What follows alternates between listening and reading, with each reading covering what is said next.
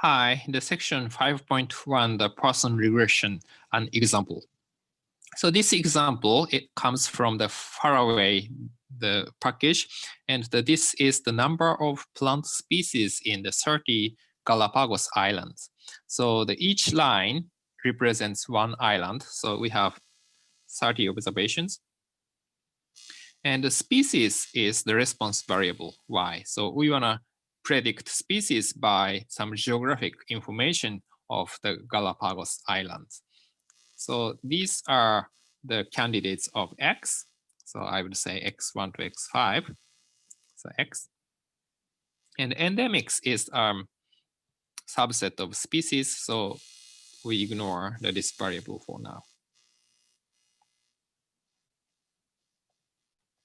Yeah.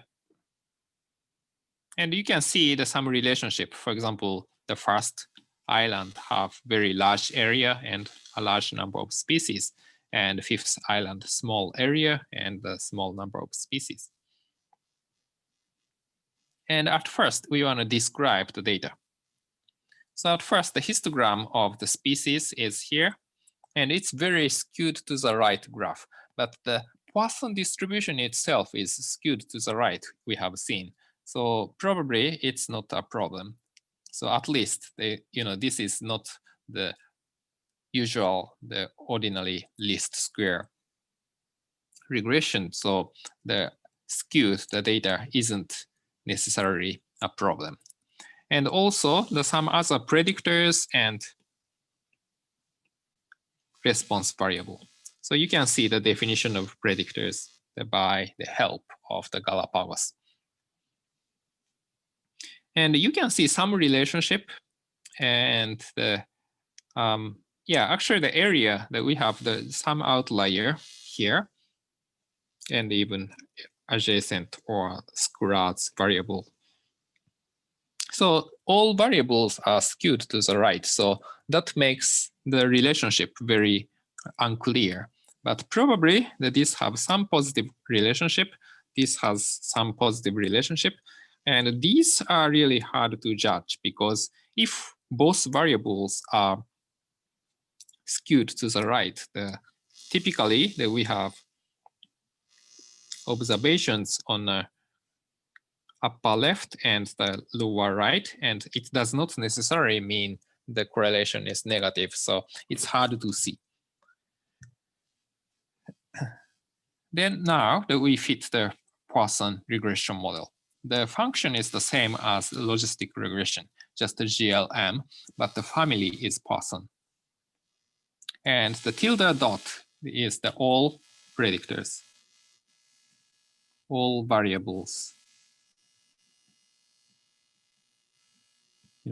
except the species.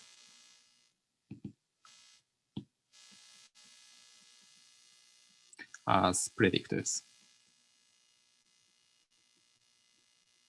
Then the data set is the Galapagos GALA.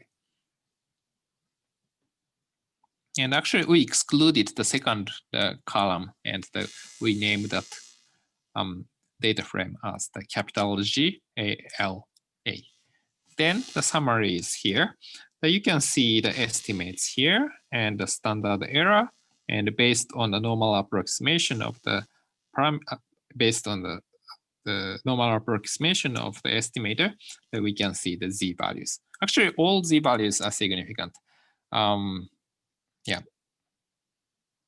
And we have in total the 6 parameters, 5 variables plus 1 intercept. And you can see the null deviance. So this is the deviance for the smallest model, so null model. And the residual deviance. So this is the deviance for our model. So I would say D0 and D sub m.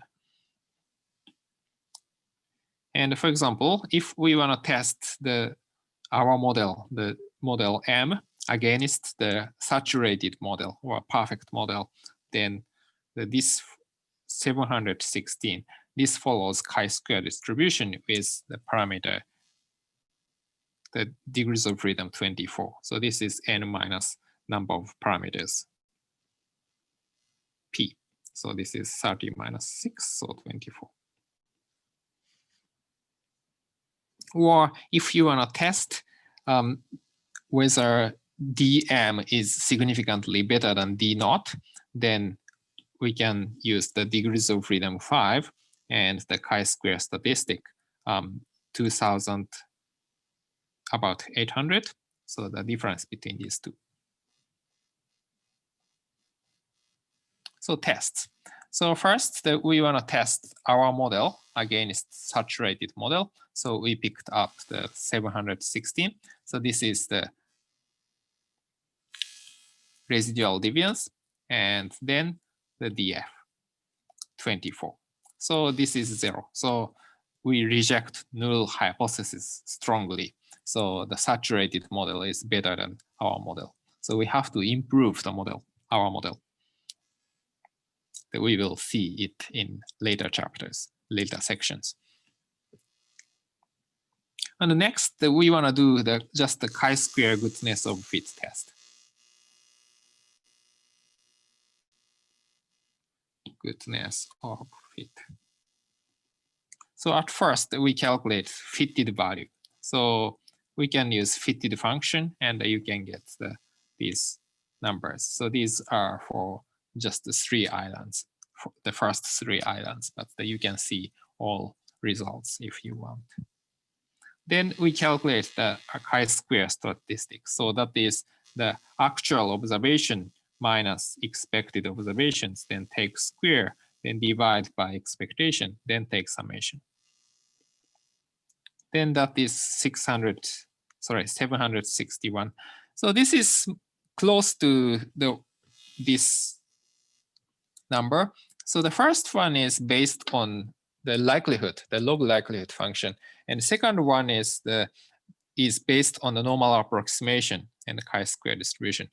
And I believe that based on the likelihood function, the first one is a little more accurate. But anyway, these two are both approximation, and it's hard to say which is clearly better. And anyway, so these are similar numbers, and we reject null hypothesis strongly for this one. And the third one is our model against the null model. So null model means the model with only intercept. So we have to take the difference between these two deviants and also the difference in the degrees of freedom. And still, this is 2,800 and the difference is 5. So that is very large test statistic. So we strongly reject null hypothesis. So our model is at least much better than the null model.